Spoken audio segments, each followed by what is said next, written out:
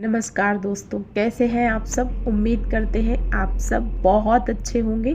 तो आज की इस वीडियो में मैं दिव्या एक बार फिर हाजिर हुई हूँ कैलेंडर विधि को लेकर, यानी कि आप घर पर ही अनचाही प्रेगनेंसी को कैसे रोक सकते हैं। तो आज की इस वीडियो में हम आपको बहुत से महत्वपूर्ण टॉपिक बताने वाले हैं। हालांकि इस टॉपिक पर हम ऑलरेडी एक वीडियो कर चुके हैं, परंतु एक बार फिर हमें ये वीडियो बनाने की आवश्यकता क्यों पड़ी। आई होप कि वीडियो के अंत तक हमारी इस बात को आप समझ पाएंगे। तो सबसे पहले हम आपको बताना चाहेंगे कि हमारे इसी टॉपिक के पिछले वीडियो पर एक लोगों ने कई प्लीज़ के साथ कमेंट करी है कि आप हमें इसी बात को शॉर्टकट में डिटेल में समझा दें। तो बच्चा, आप हमको ये बताओ, शॉर्टकट में डिटेल कैसा होता है। हम आपको शॉर्टकट में डिटेल से कैसे समझा सकते हैं। बाबू, आपको उसको समझने के लिए, अगर आपको समझ नहीं आया है तो हम आपको अगेन से बहुत ही सरल शब्दों में समझाने का प्रयास करेंगे, परंतु उसके लिए आपको शॉर्टकट में हम आपको नहीं बता सकते हैं। बच्चा, हम शॉर्ट वीडियोस का नहीं बना सकते हैं, उसके लिए आपको डिटेल से जानना बहुत ज़रूरी है। आप मेरा चैनल एक बार उठा के देखिए, उसमें बहुत से शॉर्ट मिलेंगे आपको। हमको एक शॉर्ट और बनाने में कोई दिक्कत नहीं है, परंतु बेटा आप उसको शॉर्ट में नहीं समझ पाएंगे। और एक सोना जी की कमेंट आई है, उन्होंने बोला है कि मेरी पीरियड डेट मिस हो गई है और 18 फरवरी जो भी लास्ट निकला है तब उनकी डेट थी पीरियड की, और अभी के टाइम पर आज 26 हो गई है। तो बच्चा, आपको प्रेगनेंसी टेस्ट करना चाहिए। हालांकि आपने कमेंट में बोला है कि आप प्रेगनेंसी टेस्ट करेंगी, तो अगर उसमें पॉजिटिव रिजल्ट आता है तो इसके लिए आपने गर्भपात के लिए रेमेडीज़ पूछी हैं। तो बच्चा, कई सारी चीज़ें होती हैं जिनके सेवन से सिरके के लिए बोला जाता है, पाइनएप्पल के जूस से बोला जाता है कि आप घर पर अबॉर्शन कर सकते हैं। सिट्रिक एसिड, जितने भी खट्टे फल होते हैं, इनके अधिक सेवन से भी गर्भपात किया जा सकता है। परंतु बेटा, हम आपको खुद से एक सलाह देना चाहेंगे, ये सारे मेथड रिस्की होते हैं। आप इनका यूज़ कर सकते हैं, परंतु ये सारे ही तरीके रिस्की होते हैं।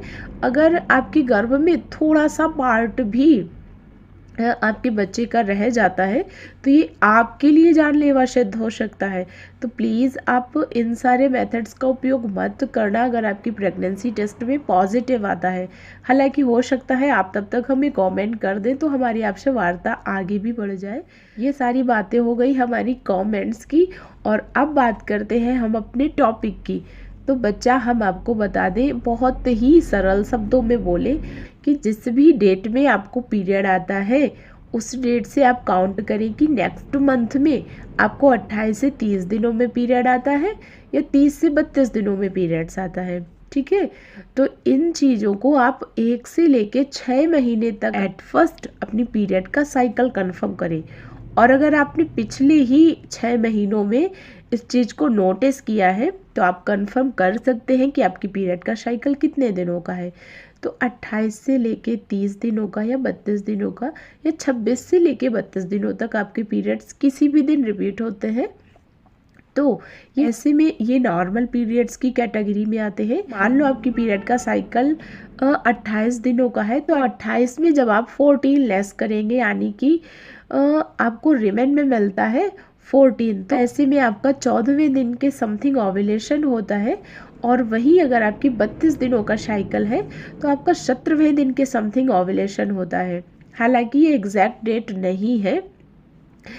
एग्जैक्ट डेट जानने के लिए आप ओव्यूलेशन किट का इस्तेमाल कर सकते हैं, परंतु मोटे मोटे शब्दों में हम आपको बताएं तो इन दिनों के करीब आपको ओव्यूलेशन होता है। तो अगर इससे भी मोटे शब्दों में बताएं हम आपको, तो पीरियड आने के 2 सप्ताह के लगभग 2 सप्ताह बाद के लगभग आपको ओव्यूलेशन होता है। सपोज दैट आपको 14 माइनस करने के बाद, यानी कि आपकी पीरियड का साइकिल जितने भी दिनों का है उसमें 14 माइनस करना है। फिर जो डे निकलता है उसके 2 दिन पहले से 2 दिन बाद तक का जो पीरियड होता है इसको आपकी फर्टाइल विंडो बोला जाता है। इस टाइम पर सबसे वीक पर होता है हमारा फर्टिलाइजेशन, यानी कि इस बीच अगर आप अनप्रोटेक्टेड संबंध बनाते हैं तो ऐसे में बहुत अधिक चांसेस होते हैं आपकी गर्भ धारण करने के। ओके, तो और इसके अतिरिक्त हम आपको एक बहुत ही सिंपल सी चीज़ आपको पिछले वीडियो में भी बता चुके हैं, इस वीडियो में भी बताना चाहेंगे। मान लो आपका पीरियड स्टार्ट हुआ, ये आपके पीरियड का फर्स्ट डे है, ठीक है, तो उस फर्स्ट डे से बाद का एक सप्ताह और उस फर्स्ट डे यानी कि जब आपको पीरियड शुरू हुआ था उसके पहले का एक सप्ताह, ये सबसे बेस्ट टाइम माना जाता है। इसमें बहुत कम चांसेस होते हैं आपकी गर्भ धारण करने की। ओके, तो अगर आप गर्भ धारण करना चाहते हैं तो आप अपनी फर्टाइल विंडो में संबंध बनाएं, और अगर आप गर्भ धारण नहीं करना चाहते हैं तो आप कोशिश करें कि पीरियड के 10वें दिन से पीरियड के 19वें दिन तक आप अनप्रोटेक्टेड संबंध ना बनाएं, और इस बीच अगर आप इंटीमेट होते हैं तो आप प्रोटेक्शन का ज़रूर से इस्तेमाल करें। और इसके बाद हम उम्मीद करते हैं कि हम आप सभी दोस्तों के जो संदेह थे उनको मिटा पाए होंगे, और अभी भी अगर आपके मन में कोई सवाल या सुझाव रहेंगे तो प्लीज़ आप हमें नीचे कमेंट बॉक्स में ज़रूर पूछें। मैं दिव्या आपके सवालों और सुझावों का पूरा इंतज़ार करूँगी। मिलते हैं ऐसे ही एक नए रोचक विषय के साथ। वीडियो के अंत तक बने रहने के लिए हमेशा की तरह आप सभी दोस्तों का दिल से बहुत बहुत धन्यवाद।